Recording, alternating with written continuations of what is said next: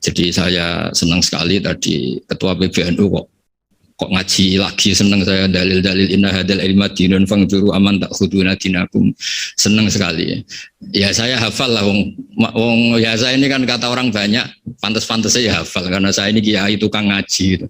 Jadi ya pantas saya hafal, yang jarang ngaji aja hafal, masa yang sering ngaji udah hafal. Jadi pantas-pantasnya itu hafal, tapi memang harus hafal ya, semua tokoh-tokoh NU harus hafal bahwa inna hadal ilma dinun fangzuru aman tak khuduna dinakum. Ilmu itu agama, kamu lihat kamu ngambil dari mana.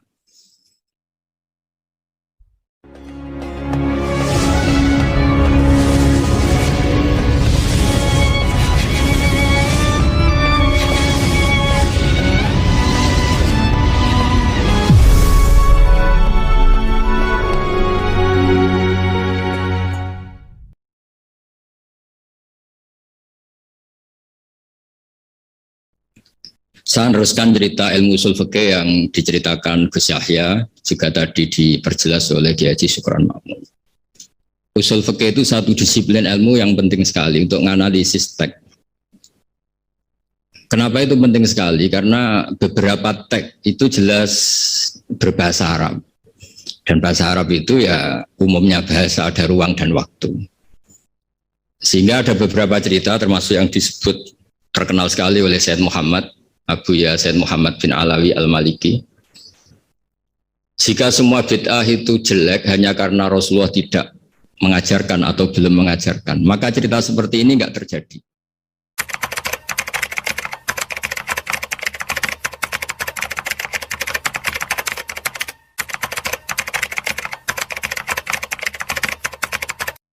Untung oleh saudara tidak dibaca. Ya kalau saya membaca maka saya tahu. Nah itu ya, ini syirik, ini bid'ah, ini bid'ah, ini bid'ah. Pokok kalau tidak ada pada zaman Nabi itu namanya bid'ah. Itu sebenarnya pengertian tidak benar. Asli daripada hadisnya itu panjang.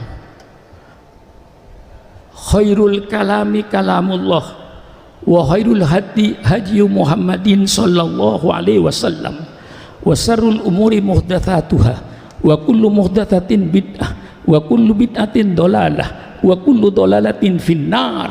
Wah, itu yang diambil, yang nyaring finnar. Nah, tapi tidak memahami kata-kata muhdatsatun itu dari bahasa Arab ahdatsa yuhditsu. Muhdatsat barang yang diada-adakan yang tidak ada, itu nama muhdatsat. Muhdatsat barang yang diada-adakan yang tidak ada. Loh, warga NU itu bukan mengada-adakan yang tidak ada, mengada-adakan yang ada. Ya, mengada-adakan yang ada, bukan mengada-adakan yang tidak ada.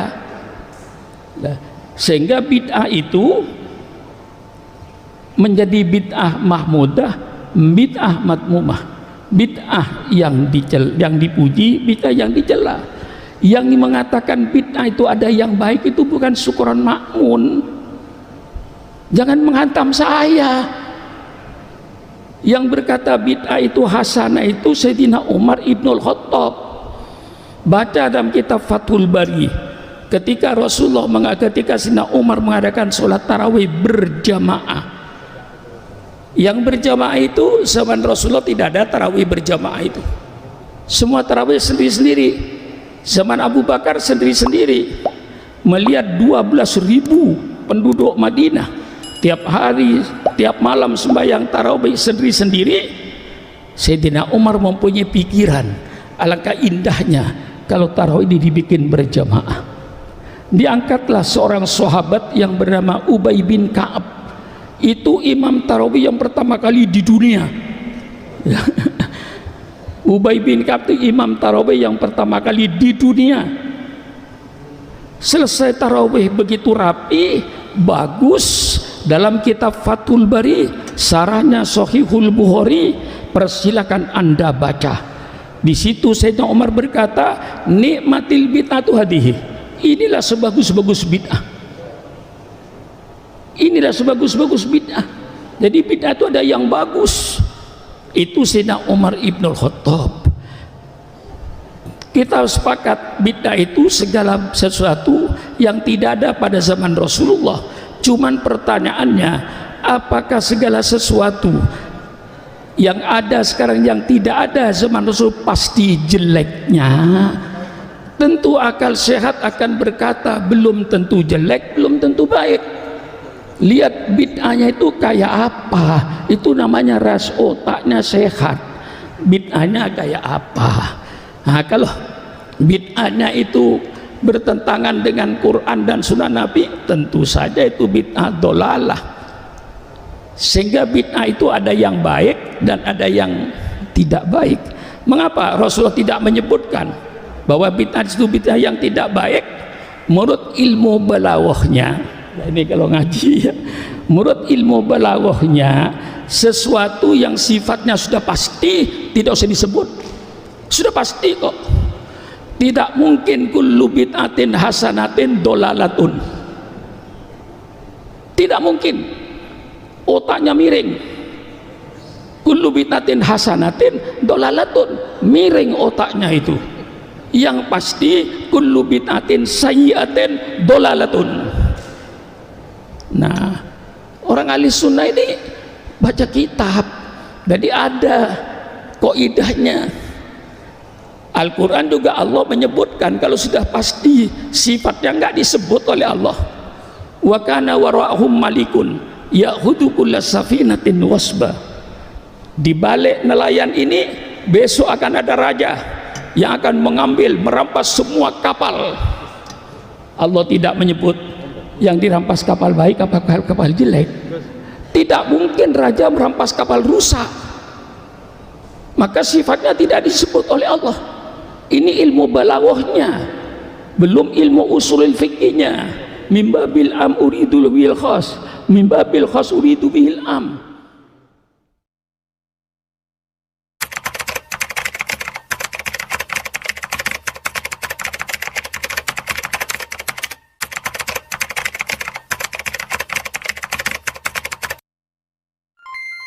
Suatu saat itu ada sahabat, entah saking kangennya Allah entah gimana, ketika iktidal itu baca Rabbana lakal hamdu hamdan katsiran thayyiban mubarakan fi. Itu tidak lazim karena selama ini Nabi ngajarkan Rabbana lakal hamdu mil as-samawati wa mil al-ardi wa mil ma syi'ta min syai'in ba'du. Atau yang terkenal dibaca Rafa Rabbana lakal hamdu mil as-samawati wa mil al-ardi wa mil ma syi'ta min syai'in ba'du. Lalu karena itu enggak lazim, setelah sholat Nabi tanya, karena takut disalahkan Rasulullah SAW. Tapi itu direspon oleh malaikat dan tentu disetujui oleh Rasulullah SAW. Maka ini satu kepastian bahwa tidak semua bid'ah, tidak semua hal yang baru itu dolalah atau sayyi'ah. Begitu juga ada sahabat, dan ini yang ditiru NU seluruh Indonesia. Itu kalau ngimami itu, padahal ini didelegasikan di satu perkampungan oleh Rasulullah. Kalau ngimami itu kulhu terus, selalu baca kulhu, kulhuwallahu ahad itu.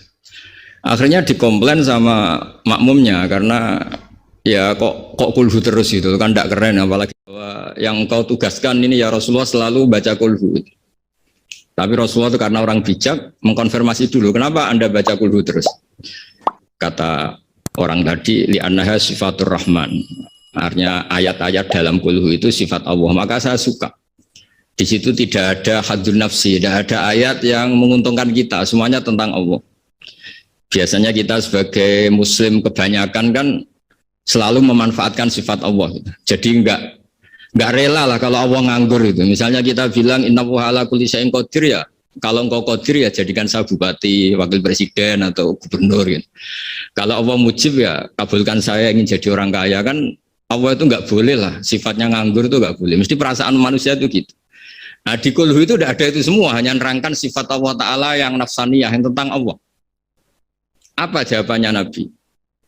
Kata Nabi, barusan malaikat Jibril datang ke saya memberitahu bahwa Allah mencintai kamu karena kamu mencintai surat ikhlas, surat kulhu. Itu artinya apa? Juga ada sabkut taklim. Bahkan terkonfirmasi dulu, Nabi mengiyakan setelah tanya, nyatanya itu dibenarkan. Jadi ada sekian bukti bahwa ubudiyah atau ibadah atau perilaku sosial yang tidak ada sabqut ta'lim, tapi kemudian Nabi membenarkan.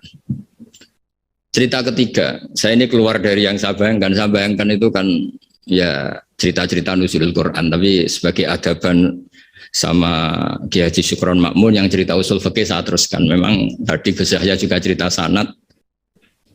Saya ngaji di Kiai Haji Maimun Zubair dan bapak saya seorang hafidz juga ajar.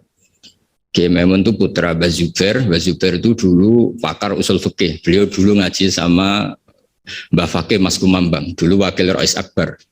Kiai Fakih Mas Kumambang ini angkatannya Mbah Hashim ketika ngaji di Said Abi Bakar Sato. Ngaji Syekh Mahfud dulu, Syekh Mahfud Termas. Syekh Mahfud Termas ini ngaji sama Said Abi Bakar Sato. Said Abi Bakar Sato ngaji sama Said Zaini Dahlan sampai Syekh Utsman Ad-Dimyati sampai musalsal ila Rasulillah sallallahu alaihi wasallam. Sehingga ketika Pak Syukron Makmun cerita usul fikih, saya terus menjadi ingat ketika ngaji Jamul Jawame, ngaji Lubul Usul, beberapa kitab yang menjadi keharusan untuk meneliti tek-tek Quran hadis. Cerita ketiga, dan ini terakhir karena apa ya, selain materi saya juga nggak yang saya bayangkan ya, memang saya tidak bisa datang ke sana. Ketika Rasulullah SAW cerita, saya melihat surga, kemudian dengar derap sandal itu. Sandal klompen itu. Terus Nabi tanya, ini sandal siapa kok sudah di surga, suara siapa? Dijawab itu suara Bilal. Walhasil terus Bilal ditanya, kenapa engkau begitu cepat masuk surga, apa resep kamu? Saya tidak pernah wudhu kecuali setelah itu saya sholat. Akhirnya jadilah syariat sunat rokatail wudhu. Ada sholat sunat disebut sunat rokatail wudhu. Dan lagi-lagi dibenarkan oleh Rasulullah SAW. Sehingga cerita-cerita seperti ini mengilhami semua kreasi-kreasi ibadah yang tidak mahdhah dan tidak merubah pakem dari kaidah yang disebut Rasulullah SAW, maka itu disebut bid'ah hasanah. Dari segi baru bisa disebut baru, tapi dari segi sesuai al-qawaid al-muqarrarah tetap disebut itu hasanah. Sehingga Islam ini ittasa'afakuh, Islam ini cakrawalanya luas sekali. Sebab itu ketika Rasulullah SAW intaqala ila rafiqil a'la, ya, bahasa halusnya wafat itu intaqala ila rafiqil a'la. Ada khilafah yang dipilih konsensus, yaitu Abu Bakar As-Siddiq. Ada khilafah yang ditunjuk, yaitu Umar bin Khattab. Ada khilafah yang ditentukan ahli syura, yaitu Utsman bin Affan. Ada khilafah yang dipilih lagi oleh syura, yaitu Sayyidina Ali karramallahu wajhah. Dan semuanya itu juga akhirnya ijtihad, dan ijtihad itu sangat luas di ranah usul fikih. Saya beri contoh misalnya dulu sahabat begitu mencintai Madinah karena itu Madinah itu Rasulullah SAW. Muhajiru Rasulullah, tempat hijrahnya Rasulullah. Tapi Sayyidina Ali itu akhirnya pindah di Irak, di Kufah. Karena beliau ingin nasrul ilm. Jadilah Kufah melahirkan Baghdad yang menjadi Qubbatul Islam. Di situ lahir ulama-ulama top termasuk Sultanul Ulama Syekh Abdul Qadir Jilani. Imam Syafi'i pernah hidup di Baghdad. Semua ulama besar pernah hidup di Kufah, di Basra, di Baghdad. Sehingga di Kufah zaman itu jadi markazul ilm. Di Basra juga sama jadi markazul ilm. Lahirlah Hasan Basri, lahirlah ulama-ulama top. Karena barokahnya nasrul ilmi yang digerakkan Sayyidina Ali karramallahu wajhah. Tapi banyak juga orang yang nggak ingin Madinah itu kosong. Lahirlah Imam Malik yang nggak pernah meninggalkan Madinah. Nah, sisi pandang yang berbeda ini ya karena barokahnya usul fikih, ada illatul hukmi, ada alasan kenapa hukum ini terbentuk. Sehingga barokahnya pemikiran-pemikiran itu kita nggak pernah kering, nggak punya pakar-pakar usul fikih. Yang saya tahu, misalnya Mbah Zubair punya murid Kiai Haji Sal Mahfud yang ngarang kitab Thariqatul Fusul, itu juga berkat beliau ngaji sama Mbah Zubair, zaman itu ngaji Jamul Jame, ngaji Lubul Usul. Akhirnya setelah Mbah Zubair mewakili Mbah Fakih Mas Kumambang, mewakili Mbah Mahfud Termas, kemudian mewakili Sayyid Abi Bakar Sato, juga mewakili dari abahnya namanya Mahfud bin Abdullah bin Abdul Manan. Ki Abdul Manan ini yang orang pertama Indonesia yang di Al-Azhar di Mesir, sehingga di kedutaan Mesir orang Jawa pertama alim alama yang di sana namanya Syekh Abdul Manan. Itu ngaji sama Sohibul Ithaf yang punya syarah Ihya, namanya Ithafus Sadatil Muttaqin, Ithafus Sadat al-Muttaqin. Itu kitab yang luar biasa karena Ihya dikarang 600 tahun yang lalu itu tidak ada yang berani mensarai.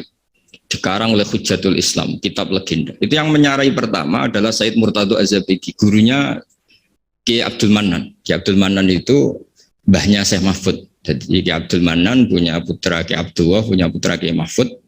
Ki Mahfud ini punya putra namanya Muhammad. Nah, Gus Muhammad ini yang mulai hidup lagi di Indonesia, di Betengan Demak.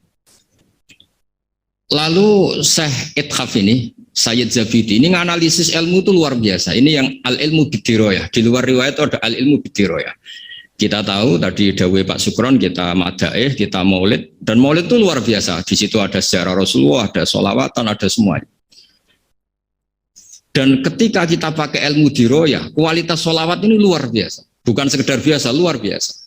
Hadhihi kalimatul mahabbah, ini kalimat mahabbah yang menjadikan kita tidak akan kecelakaan kayak yang dialami umat Isa alaihissalam, yaitu Rasulullah SAW ini jadi nabi setelah Nabi Isa alaihissalam, di mana orang yang senang sekali sampai memposisikan di atas kapasitas sebenarnya sampai menuhankan, yang benci juga benci sekali sampai menuduh yang macam-macam. Akhirnya apa? Umatnya Nabi ini dikelola oleh kalimat sholawat. Yaitu umatnya Nabi itu begitu mencintai Nabinya, sangat-sangat mencintai, tapi tidak pernah sampai menuhankan. Itu apa? Yaitu kalimat sholawat, kata Said Zabidi. Allahumma sholli ala habibika abdika rasulika Muhammad. Kita minta Allah sebagai pemberi. Rasulullah apapun hebatnya, beliau adalah seorang hamba kekasihnya sebagai penerima. Maka kata Said Zabidi, wa Muhammadun Rasulullah wa injalla qadruh muhtajun ila rahmatihi subhanahu wa ta'ala. Apapun hebatnya Rasulullah SAW, beliau tetap seorang hamba yang butuh rahmatnya Allah Ta'ala. Sehingga hadil kalimah ini kalimah yang memantapkan umat Islam tetap memposisikan la ilaha illallah sebagai Tuhan, Muhammad Rasulullah sebagai yang paling dikasih Tuhan, yaitu dikasih Allah Subhanahu wa Ta'ala. Sehingga kalimat sholawat ini berkat analisis diroyahnya Said Zabidi menjadi kalimah yang luar biasa. Bukan sekedar kalimah mahabbah, bukan sekedar kalimah yang menjadikan kita berhak dapat syafaatnya, juga kalimat yang memantapkan tauhidnya umat Islam, yaitu la ilaha illallah Muhammadur Rasulullah, yaitu Allah sebagai al-mu'ti, sebagai pemberi, Nabi sebagai penerima. Jadi Allah tetap sebagai Tuhan yang memberi rahmat, memberi sholawat, memberi askat tahiyat, memberikan amal barokat, semua yang terbaik diberikan sama kekasihnya terbaik, yaitu Rasulullah SAW. Disebut hadis sholawat itu syihotul mahabbah, juga syihotul tauhid, juga syigot yang menjadikan kita tidak akan mengalami kayak yang dialami oleh umatnya Nabi Isa alaihissalam. Jadi sanad-sanad ini penting. Ya seperti Gus Yahya ini saya tahu beliau putra Kiai Khalil, juga teman bapak saya, cucu dari Kiai Bisri. Kiai Bisri itu menantu Kiai Khalil Harun yang dulu gurunya Kiai Makhrus Lirboyo. Mbak Khalil Harun ini dulu ngaji sama kakaknya namanya Mbak Umar Harun. Sama-sama di Mekah menangi namanya Sayyid Umar Sato, kakaknya Sayyid Abi Bakar Sato Sohibul I'anah. Ya kemudian sanad berlanjut ke Sayyid Zaini Dahlan sampai ila Rasulullah SAW. Jadi saya senang sekali tadi ketua PBNU kok ngaji lagi, senang saya dalil-dalil inna hadal ilma dinun fangduru aman tak khuduna dinakum, senang sekali ya. Saya hafal lah wong ya, saya ini kan kata orang banyak pantas-pantas saya hafal karena saya ini kiai tukang ngaji gitu. Jadi ya pantas saya hafal, yang jarang ngaji aja hafal, masa yang sering ngaji udah hafal. Jadi pantas-pantas saya itu hafal, tapi memang harus hafal ya, semua tokoh-tokoh NU harus hafal bahwa inna hadal ilma dinun fangduru aman tak khuduna dinakum. Ilmu itu agama, kamu lihat kamu ngambil dari mana. Dulu Imam Bukhari itu kalau mau ngajar, mau ngaji atau mau ngambil ilmu atau mau apa saja, karena ngajar juga harus memberikan pada yang kompeten, mengambil ilmu juga harus ngambil dari yang kompeten. Itu dulu cerita semestinya itu khimar, tapi di Jawa diganti ayam, tidak tahu saya. Pergantian itu karena orang Jawa lebih gampang. Diganti ayam cerita di Jawa, sebenarnya itu khimar. Khimar dipanggil sama syekh. Ya entah pakai rumput atau apa, terus datang khimar itu. Setelah datang dipegang, terus kata Imam Bukhari, ini bohong pada khimar, ini enggak berhak jadi guru saya, ini bohong sama hewan, berarti enggak sikoh ya. Terus orang Jawa mencontohkan ayam dikurkuri, dirayu pakai jagung, terus datang dipegang, itu sudah menggugurkan kredibilitas seorang rawi karena bohong sama hewan, apalagi bohong sama manusia, apalagi bohong sama seluruh rakyat Indonesia itu nggak akan jadi gurunya Imam Bukhari. Ya tapi alhamdulillah kita akan tidak ingin jadi gurunya Imam Bukhari. Jadi ya sudah tidak perlu sikoh yang dengan standar seperti itu. Tapi apapun itu saya terima kasih terutama pada guru kita bersama Kiai Syukron Makmun yang cerita panjang lebar NU mulai lahirnya dan seterusnya sama Gus Yahya semuanya lah sama beberapa menteri semuanya